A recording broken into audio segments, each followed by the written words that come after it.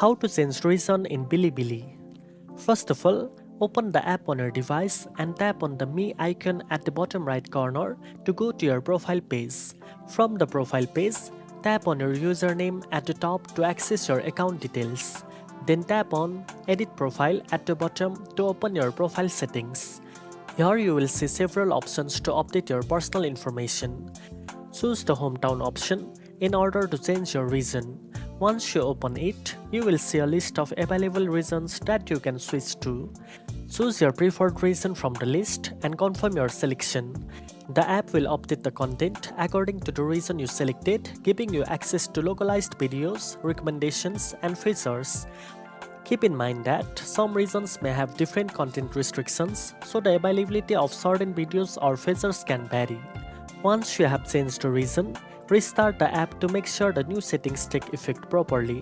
Now you know how to change region in Bilibili. If you found this video helpful, don't forget to like, share, and subscribe for more tech tips. Thanks for watching, and I'll see you in the next one.